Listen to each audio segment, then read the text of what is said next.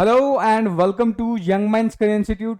Hope all you guys are doing well. So आज के lecture में हम बात करने वाले हैं ऑस्मो रेगुलेशन इन फिशेज। समझेंगे कि किस तरीके से मछलियां अपनी बॉडी के अंदर ऑस्मो रेगुलेशन का जो प्रोसेस है उसको मेंटेन करके रखती है। अगर आप चैनल पे नए हैं और अभी तक चैनल को सब्सक्राइब नहीं किया है तो आई अर्ज कि चैनल को सब्सक्राइब कर लीजिए, अपने दोस्तों का शेयर कर लीजिए। तो चलिए फिर डायरेक्टली मूव करते हैं अपने मेन टॉपिक के ऊपर। लेकिन उससे पहले अगर आप बीएससी जूलॉजी सेमेस्टर 1 या सेमेस्टर 2 के स्टूडेंट है तो आप सभी लोगों के लिए हमने अपना कंप्लीट ऑनलाइन कोर्स लॉन्च किया है जिसका प्राइस जस्ट 599 है। तो इसको एक बार जाके आप एप्लीकेशन पर चेकआउट कर सकते हैं, उसका लिंक आपको डिस्क्रिप्शन में अवेलेबल हो जाएगा। उसके अलावा अगर कोर्स से रिलेटेड अगर आपको कुछ ज्यादा जानकारी की जरूरत है तो आप डायरेक्टली मेरे व्हाट्सएप पे कनेक्ट कर सकते हैं, उसका भी लिंक आपको डिस्क्रिप्शन में मिल जाएगा। तो चलिए फिर डायरेक्टली बात करते हैं और समझते हैं ऑस्मो रेगुलेशन क्या होता है। ऑस्मो रेगुलेशन फिशेस के अंदर एक स्पेशल प्रोसेस होता है जिसकी मदद से जो मछलियां हैं अपने बॉडी के अंदर पानी और जो सॉल्ट का कंसंट्रेशन है उसके बीच में होम्योस्टेसिस मेंटेन करके रखती है। अब होम्योस्टेसिस बेसिकली एक ऐसा प्रोसेस है जिसकी वजह से वो अपना इंटरनल एनवायरनमेंट कांस्टेंट बना के रखती है, क्योंकि अगर उनका इंटरनल एनवायरनमेंट कांस्टेंट नहीं होगा तो सॉल्ट और वाटर के मूवमेंट की वजह से क्या है, मछलियों की डेथ हो सकती है। तो अपने आप को बचाने के लिए बेसिकली क्या है, सारी मछलियां चाहे वो क्या हो, फ्रेश वाटर फिश हो या मेराइन वाटर फिश हो, उनके अंदर एक स्पेशल फिनोमिना होता है जिसको हम ऑस्मो रेगुलेशन बोलते हैं। तो ऑस्मो रेगुलेशन क्या है? ऑस्मो रेगुलेशन एक ऐसा फिजियोलॉजिकल प्रोसेस है या बोल सकते हैं उनकी बॉडी का एक ऐसा प्रोसेस है जिसकी जरिए वो क्या है, अपने बॉडी के अंदर पानी और सॉल्ट के कंसंट्रेशन के बीच में होम्योस्टेसिस मेंटेन करके रखते हैं या उनका जो कंसंट्रेशन है उसको कांस्टेंट बना के रखते हैं। इतनी चीजें आपको ध्यान रखनी है, ठीक है। अब ऑस्मो रेगुलेशन मछलियों के अंदर होता कैसे है उसको समझने की कोशिश करते हैं, ठीक है। लेकिन उससे पहले मैं कुछ टर्म्स आपको क्लियर कर दूं। ये टर्म्स मे भी आपको पहले से पता होंगे बट एक बार मैं पहले से क्लियर कर देता हूं सो दैट क्या है, इसको समझ पाना आपके लिए बहुत आसान हो जाएगा, ठीक है। तो अगर सबसे पहले मैं बात करूं, सपोज करो ये कोई एक मछली है, ठीक है, ये कोई फिश है जो अभी हमने यहां पे ड्रॉ किया। तो उसके बॉडी के अंदर ऑटोमेटिकली क्या है, पानी होगा, सॉल्ट प्रेजेंट होगा और हर एक सॉल्ट का क्या है, अपना कंसंट्रेशन होता है, ठीक है। सो यहां पर क्या है, वाटर होगा, सॉल्ट होगा, तो इनका अपना कुछ कंसंट्रेशन है। और ये मछलियां कहां रहती हैं? पानी के अंदर रहती हैं, ये तो हमें ऑलरेडी पता है, ठीक है। अगर सपोज करो पानी के अंदर जो कंसंट्रेशन है सॉल्ट का, ठीक है, यहां पर पानी के अंदर भी तो सॉल्ट थोड़े बहुत मिले हुए होंगे, या मान लेते हैं कि बॉडी के अंदर जो सॉल्ट है उसका कंसंट्रेशन बाहर के एनवायरनमेंट के कंसंट्रेशन से ज्यादा है, तो उस कंडीशन में बोलेंगे कि बाहर वाला जो सोल्यूशन है वो आपका हाइपोटोनिक है। वो कैसा होगा? हाइपोटोनिक। हाइपोटोनिक यानी ये क्या है कि अंदर, यानी जो मछलियां हैं, मछलियों के जो बॉडी के अंदर जो सॉल्ट है उसका कंसंट्रेशन ज्यादा है और बाहर जिस पानी के अंदर वो है उसका कंसंट्रेशन कम है। तो जो बाहर वाला पानी होगा या जिस ऐसा सब्सटेंस या बोल सकते हैं ऐसा लिक्विड जिसका कंसंट्रेशन कम है उसको हम हाइपोटोनिक सॉल्यूशन बोलेंगे। उसको क्या बोलते हैं? Hypotonic solution. तो ये बाहर वाला पानी किसकी तरह बिहेव करेगा? हाइपोटोनिक, ठीक है।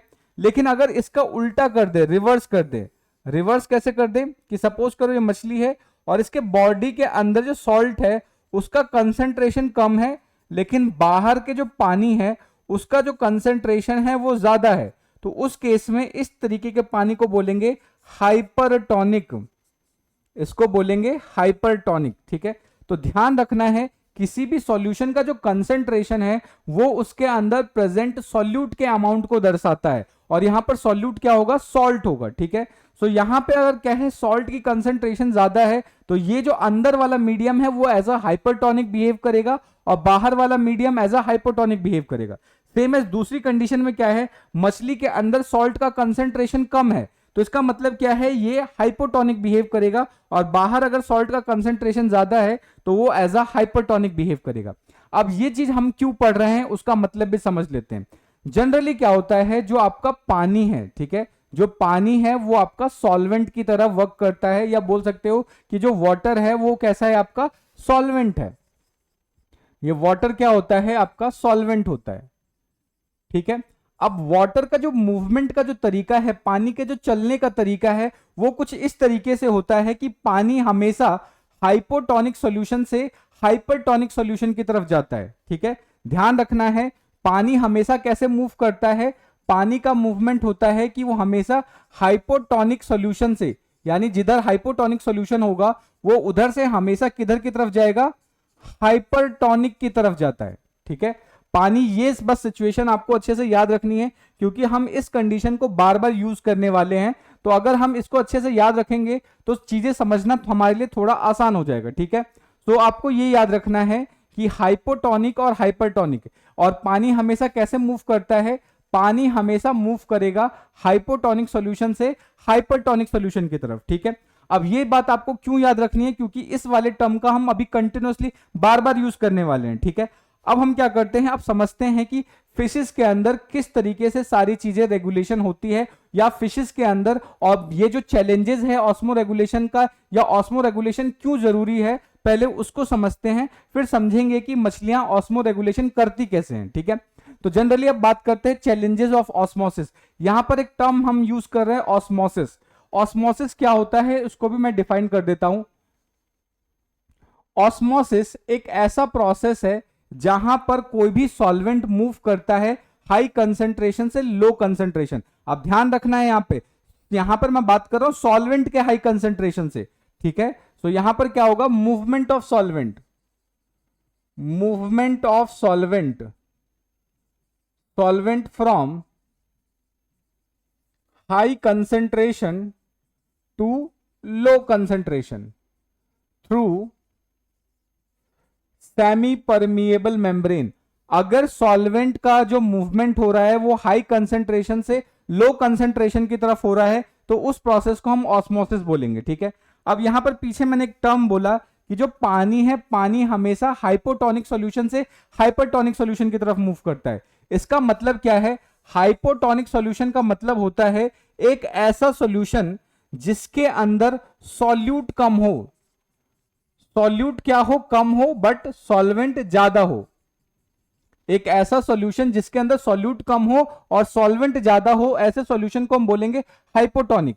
और हाइपरटोनिक का मतलब क्या होता है, एक ऐसा सॉल्यूशन जिसके अंदर सॉल्यूट ज्यादा हो लेकिन जो सॉल्वेंट है वो कैसा हो, वो हमेशा कम हो। ठीक है, तो ऐसे सॉल्यूशन को हम हाइपरटोनिक बोलेंगे। अब पानी हमेशा किधर से किधर मूव करता है, हाइपोटोनिक से हाइपरटोनिक। क्यों, क्योंकि इधर की साइड पानी का कंसंट्रेशन ज्यादा है और इधर की साइड पानी कम है, तो पानी ऑब्वियस सी बात है कहां से कहां मूव करेगा, इधर से इधर की तरफ मूव करेगा। ठीक है, सो आई होप आपको यहां तक की चीजें अच्छे से समझ में आ रही होंगी। अगर फिर भी कोई डाउट बन रहा है, कोई सजेशन है, तो आप कमेंट करके बता सकते हैं। अब हम बात करेंगे कि क्या चैलेंजेस है मछलियों के अंदर ऑस्मोसिस को लेके और क्यों ऑस्मो रेगुलेशन जरूरी है, उसको समझने की कोशिश करते हैं। तो सबसे पहले इस पीपीटी को अगर आप ध्यान से देखो तो आप देखोगे कि जो फिश है उसके अंदर वो कंटिन्यूअसली, यानी कंटिन्यूअसली क्या है कि वो एनवायरमेंट से एक्सपोज होता है through their permeable membrane of gills and oral mucosa. यानी मछलियों के अंदर क्या है, उनकी जो गिल्स है और ओरल म्यूकोसा है वो परमिएबल होता है, वो एज अ परमिएबल मेम्ब्रेन की तरफ वर्क करता है जिसके अंदर क्या है, सॉल्वेंट का मूवमेंट हो सकता है। ठीक है, अब मछलियों के अंदर चैलेंजेस क्या आते हैं उसको समझने की कोशिश करते हैं। अगर हम बात करें फ्रेश वाटर फिश की, तो जो फ्रेश वाटर फिश है बेसिकली क्या है, वो ऐसे पानी में रहता है जिसका कंसंट्रेशन कम हो, यानी जो फ्रेश वाटर मछली है वो हाइपोटोनिक सॉल्यूशन में रहता है।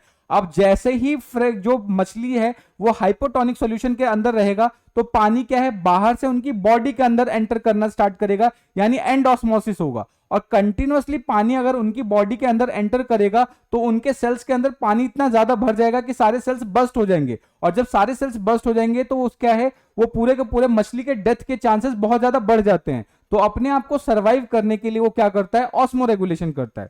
सेम एज अगर हम बात करें मराइन फिशेस के साथ, जो मरीन फिशेस होते हैं वो क्या है, मरीन फिश एक सॉल्टी वाटर के अंदर रहता है, तो सॉल्टी वाटर का कंसंट्रेशन ज्यादा होगा और उनके बॉडी के अंदर जो कंसंट्रेशन है वो कम होगा। तो अब क्या होगा, पानी क्या है उनके बॉडी से बाहर की तरफ निकलेगा।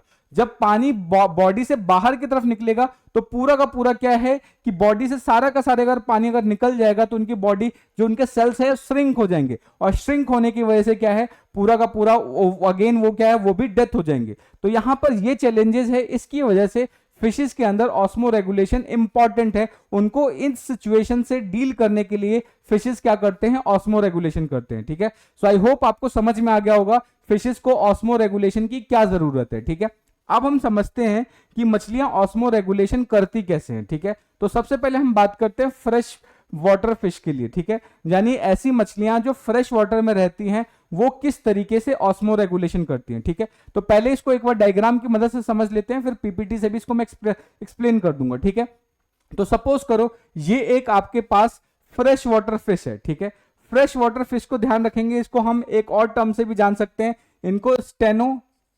स्टेनोहेलाइन भी बोल सकते हैं। स्टेनोहेलाइन का मतलब होता है कि ऐसे ऑर्गेनिज्म जो ज्यादा सॉल्ट वाटर में या सॉल्ट रेंज को बियर ना कर सके उनको स्टेनोहेलाइन बोलते हैं। ठीक है, अब ये क्या है मेरे पास, ये एक मछली है। ठीक है, ये फ्रेश वाटर में है। ठीक है, तो अब फ्रेश वाटर में है तो ध्यान रखना है कि फ्रेश वाटर हमेशा हाइपोटोनिक सॉल्यूशन की तरह वर्क करता है, और इनके बॉडी का जो एनवायरमेंट है वो किसकी तरह बिहेव करता है, हाइपरटोनिक की तरह बिहेव करता है। ठीक है, ध्यान रखना है ऑस्मो रेगुलेशन का सिर्फ एक ही पर्पस है, और वो पर्पस है कि इनके फिश का इंटरनल एनवायरनमेंट जैसा था ये बस उसको वैसा ही मेंटेन करना चाहते हैं, चाहे कैसे भी कर ले। ठीक है, तो उसके लिए अब क्या होगा, तो सबसे पहली जो दिक्कत है कि इनके बॉडी के अंदर का जो कंसंट्रेशन है वो ज्यादा है, बाहर का जो कंसंट्रेशन है वो कम है।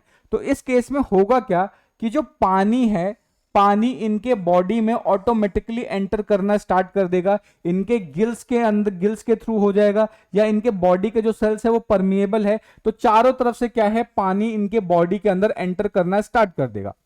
अब जैसे ही पानी एंटर करना स्टार्ट कर देगा तो अब दिक्कतें क्या क्या आएंगी वो समझते हैं, और ये उन दिक्कतों से कैसे लड़ता है वो भी समझते हैं। ठीक है, तो जैसे ही पानी इनके बॉडी के अंदर एंटर करना स्टार्ट करेगा तो जो इनकी बॉडी के अंदर पहले से जो सॉल्ट प्रेजेंट थे, अब पानी उसके साथ घुलना स्टार्ट करेगा, और जब पानी उनके साथ घुलना स्टार्ट करेगा तो उस केसेस में क्या है कि वो जो भी सॉल्ट था उसको वो बहा के ले जा सकता है, बाहर की तरफ निकाल सकता है। ठीक है, तो वो बेसिकली जो ये फिश है वो ये नहीं चाहता कि उनके बॉडी के अंदर जो सॉल्ट पहले से प्रेजेंट है, ये जो पानी बाहर से आ रहा है वो सॉल्ट को बाहर निकाल के खत्म कर दे, उसको फेंक दे। ठीक है, तो उससे बचने के लिए अब ये क्या क्या एडेप्टेशन करता है, कैसे ऑस्मो रेगुलेशन करता है उसको समझते हैं।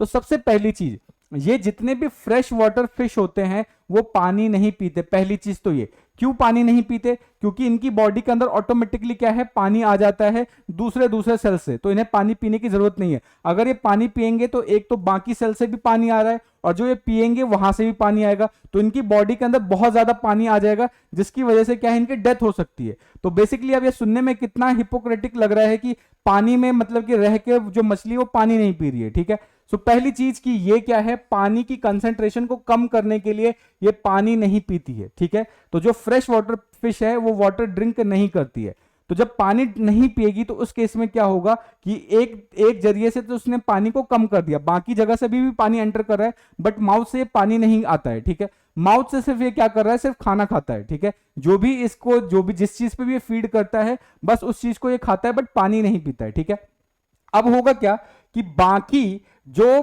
पानी एंटर कर रहा है दूसरे सेल से, तो अब बेसिकली क्या है, अगर ज्यादा पानी एंटर करेगा तो इनके सेल्स के अंदर क्या होगी, बस्टिंग हो जाएगी, क्योंकि सेल्स के अंदर पानी बहुत ज्यादा एंटर करेगा तो सेल बस्ट हो जाएगा। तो ये अपने सेल्स को बचाने के लिए क्या करता है कि जो भी एक्सेस पानी आ रहा होता है, जो भी पानी इसके अंदर आता है वो क्या करेगा, गिल्स के थ्रू इसको बाहर निकाल देता है। गिल्स के थ्रू क्या करेगा, बाहर निकालेगा, पहली कंडीशन तो ये।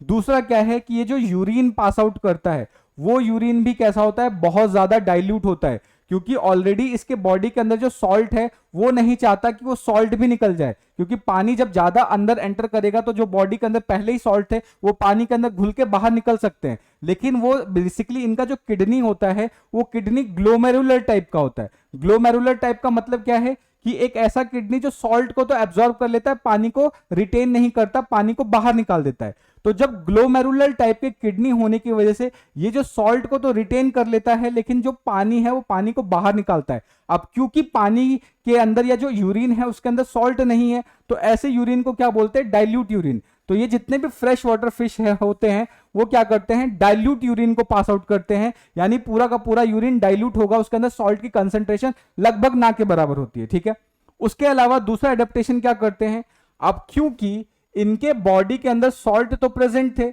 लेकिन पानी बहुत ज्यादा एक्सेस अमाउंट में आ रहा है, तो जब पानी बहुत ज्यादा एक्सेस अमाउंट में आ रहा है तो ये कितना भी कोशिश कर ले सॉल्ट को बचाने का, कुछ ना कुछ सॉल्ट क्या है पानी के साथ बाहर निकल ही जाएगा। ठीक है, तो उस सॉल्ट की जो कमी हो रही है, उस सॉल्ट की कमी को पूरा करने के लिए अब ये क्या करेगा कि जो पानी के अंदर जो बाहर वाला जो पानी है उसके अंदर जो थोड़ा बहुत सॉल्ट प्रेजेंट है उस सॉल्ट को एक्टिवली अंदर लेके जाता है। अब एक्टिवली का क्या मतलब है, क्योंकि इसके अंदर का कंसंट्रेशन पहले ही सॉल्ट का ज्यादा है और बाहर की साइड सॉल्ट का जो कंसंट्रेशन है वो बहुत कम है, तो सॉल्ट का कंसंट्रेशन बाहर कम है लेकिन अंदर ज्यादा है। तो जब भी हम किसी चीज को सॉल्ट के कंसंट्रेशन के अगेंस्ट मूव करते हैं, यानी हम यहां पर क्या है सॉल्ट को मूव कर रहे हैं लो कंसंट्रेशन से हाई कंसंट्रेशन की तरफ, तो जब भी हम किसी चीज को लो कंसंट्रेशन से हाई कंसंट्रेशन की तरफ मूव करते हैं तो अपने आप नहीं जाता, उसके लिए हमें एनर्जी लगानी पड़ती है, और जब भी किसी चीज के लिए हमें एनर्जी की रिक्वायरमेंट होती है तो ऐसे प्रोसेस को हम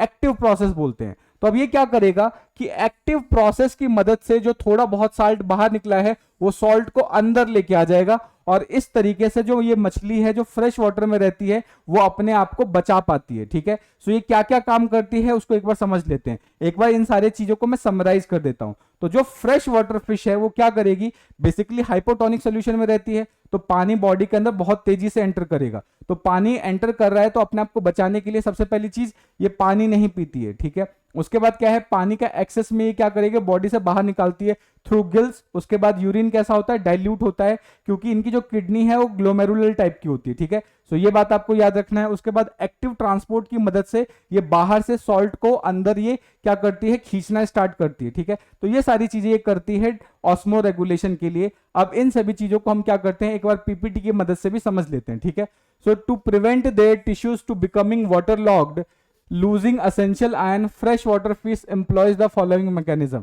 यानी कि पानी उनके सेल्स के अंदर पानी ज्यादा ना भर जाए और जो उनके असेंशियल आयन है वो पानी के थ्रू बाहर ना निकल जाए, उसके लिए क्या करती है फिशेस कुछ मैकेनिज्म यूज करती है।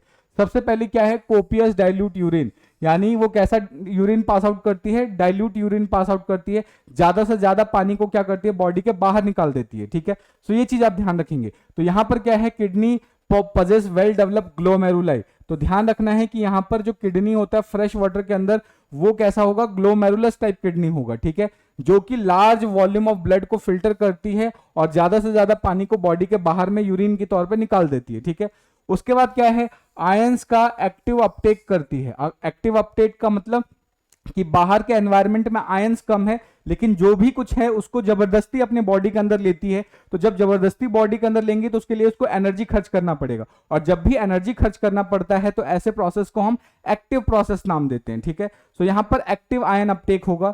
दूसरा क्या है वाटर अवॉइडेंस, इसका मतलब होगा कि वो पानी नहीं पीती है। ठीक है, ये चीज आपको याद रखनी है। तो ये सारी चीजें कौन करता है, आपका फ्रेश फिश करती है, फ्रेश वाटर फिश करती है। अब हम बात करते हैं मैराइन वाटर फिश। ध्यान रखना है ये पूरा जो ऑस्मो रेगुलेशन है वो सिर्फ एक ही पर्पस के लिए हो रहा है कि ताकि फिश अपना जो इंटरनल एनवायरनमेंट है जैसा है वैसा ही मेंटेन करके रख सके। अब मैराइन वाटर के साथ क्या होता है उसको समझने की कोशिश करते हैं। अब अगर हम मैराइन वाटर की बात करें, मैराइन वाटर का जो पानी होता है वो खारा होता है। खारा पानी होने का मतलब क्या है कि इस पानी के अंदर जो सॉल्ट है उसकी कंसंट्रेशन ज्यादा है, ज्यादा सॉल्ट प्रेजेंट है। ठीक है, सॉल्ट ज्यादा है बट यहां पर पानी का अमाउंट क्या है, कम है। तो ये जो सॉल्यूशन है वो किसकी तरफ वर्क करेगा, हाइपरटोनिक। लेकिन इनकी जो बॉडी है, इनकी बॉडी के अंदर जो सॉल्ट है वो बाहर के कंपैरिजन में कम है, तो इसलिए इधर का कंसंट्रेशन क्या है, कम है। इसलिए इनके जो अंदर वाला सॉल्यूशन है या जो अंदर वाला मीडियम है वो किसकी तरफ वर्क करेगा, वो वर्क करेगा आपका हाइपोटोनिक की तरह। ठीक है, तो जब भी अगर हम बात करते हैं हाइपोटोनिक तो अब होगा क्या, अभी जस्ट मैंने आपको बताया कि पानी हमेशा किधर से किधर मूव करता है, हाइपोटोनिक से हाइपरटोनिक की तरफ। तो अब इनके बॉडी के अंदर जो पहले से पानी प्रेजेंट है वो भी बॉडी के बाहर निकलना स्टार्ट हो जाएगा। अब जब इनके बॉडी से पानी बाहर निकलना स्टार्ट हो जाएगा तो इनकी बॉडी डिहाइड्रेट हो जाएगी और इनकी डेथ हो सकती है। तो अपने बॉडी से पानी का जो पानी निकल रहा है उसको बचाने के लिए, उसके अमाउंट को पूरा करने के लिए अब ये क्या करती है, तो ये मछलियां सबसे पहले पानी पीना स्टार्ट करती हैं।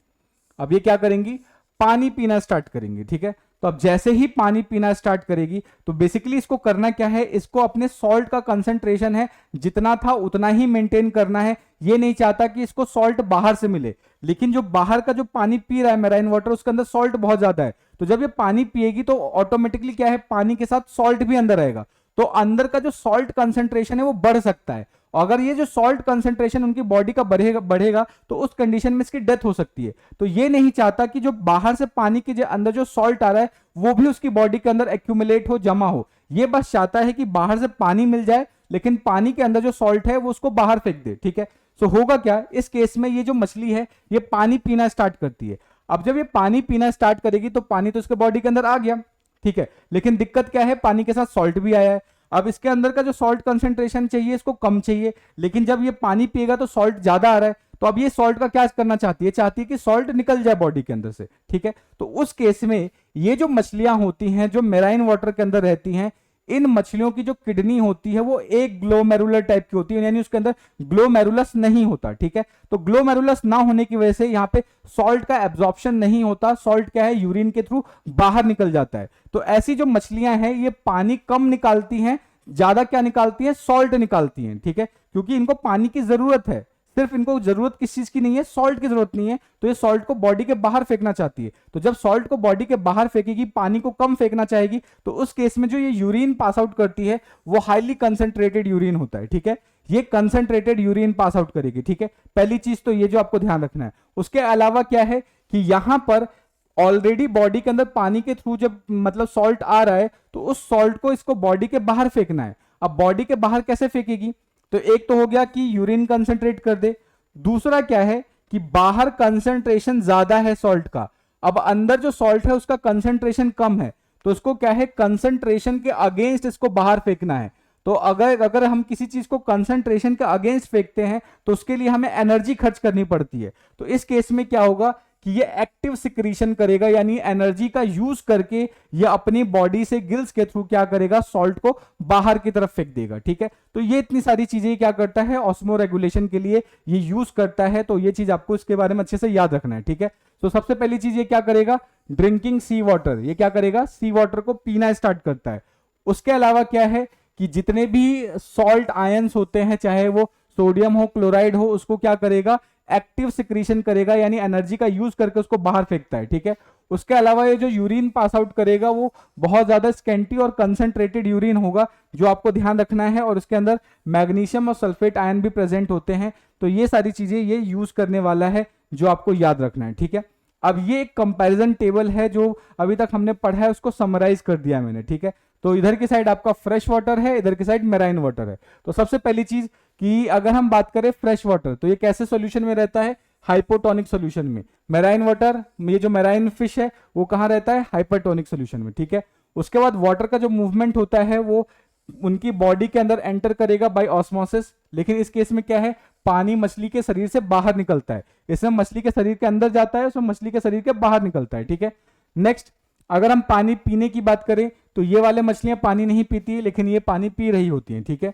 इस केस में बात करें तो यहां पर पानी को निकाला जाता है और सॉल्ट को एब्जॉर्ब किया जाता है, बट यहां पर उल्टा होता है, यहां पर सॉल्ट को एक्सक्रीट किया जाता है, ठीक है। नेक्स्ट, किडनी की बात करें तो ये ग्लोमेरुलस टाइप की किडनी होती है और ये नॉन ग्लोमेरुलर टाइप की होती है, यानी कि यहाँ पे ग्लोमेरुलस नहीं प्रेजेंट होता। और अगर यूरिन की बात करें तो डाइल्यूट होगा और ये कंसंट्रेटेड यूरिन को पास आउट करती है, ठीक है। सो ये चीज आपको इसके बारे में अच्छे से याद रखना है, ठीक है। और ये बेसिकली क्या है, ये इसका एक फ्लो चार्ट है जो फटाफट इसको आप समझ सकते हो कि किस तरीके से फ्रेश वाटर और मेराइन वाटर मूवमेंट करता है, किस तरीके से पानी का मूवमेंट होता है, ये सारी चीजें मैंने यहाँ पे बना रखा है, ठीक है। तो सपोज करो कि अगर हम फ्रेश वाटर की बात करें तो वो किस में प्रेजेंट होता है, हाइपोटोनिक सॉल्यूशन में प्रेजेंट होता है, यानी उसके अंदर जो सैलिनिटी है वो कम होगा, ठीक है। सो इससे क्या है, ऑस्मोसिस के थ्रू जो पानी है वो मछली की बॉडी के अंदर एंटर करेगा, ठीक है, जिससे उनका जो ब्लड वॉल्यूम है वो ज्यादा हो जाएगा। उस केस में क्या है कि उनका जो ग्लोमेरुलस फिल्ट्रेशन है वो भी ज़्यादा हो जाएगा।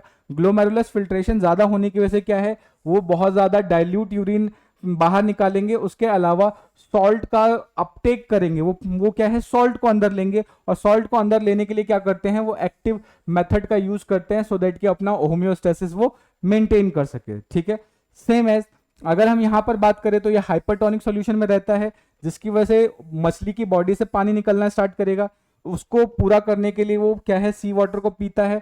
और नेक्स्ट क्या है कि हाई सॉल्ट कंसंट्रेशन को मतलब कि हटाने के लिए क्या करेगा, एक्टिव सिक्रीशंस करेगा, और जो इनका यूरिन है वो बहुत ज्यादा मिनिमम हो जाएगा और वो बहुत ज्यादा कंसंट्रेटेड हो जाता है। ठीक है, जिसकी वजह से वो होम्योस्टेसिस मेंटेन कर पाता है। तो ये चीज आपको ध्यान रखना है।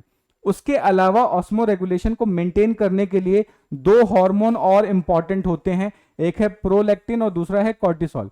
अभी जो प्रोलैक्टिन हार्मोन है बेसिकली क्या होता है, फ्रेश वाटर के अंदर ये एडेप्टेशन है। तो ये जो प्रोलैक्टिन हार्मोन है ये फ्रेश वाटर फिशेस के अंदर क्या करता है, ये जो गिल्स हैं उसकी परमेबिलिटी को कम कर देता है, सो दैट कि वो क्या करे, सॉल्ट को रिटेन कर सके, क्योंकि उनको सॉल्ट को बाहर फेंकना नहीं है। लेकिन वही अगर हम कॉर्टिसोल्स की बात करें तो ये सी वाटर या मेराइन वाटर फिशेस का एडेप्टेशन है, जहां पर ये क्या करता है कि क्लोराइड सेल्स को इंक्रीज कर देता है, उसकी एक्टिविटी को इंक्रीज कर देता है, सो दैट कि ये सॉल्ट का एक्सक्रीशन ज्यादा से ज्यादा कर सके, उनकी बॉडी से सॉल्ट को ज्यादा से ज्यादा निकाल सके। तो ये दो हार्मोन भी इंपॉर्टेंट होते हैं ऑस्मो रेगुलेशन के लिए, ये चीज आपको याद रखनी है। ठीक है, तो इसी के साथ हमारा आज का लेक्चर यहीं पे समाप्त होता है। Hope you have enjoyed the session, सारी चीजें आपको अच्छे से समझ में आ गई होंगी। अगर फिर भी कोई डाउट बनता है, कोई सजेशन है, तो आप कमेंट करके बता सकते हैं। मिलते हैं नेक्स्ट वीडियो में, तब तक के लिए जय हिंद दोस्तों, थैंक यू।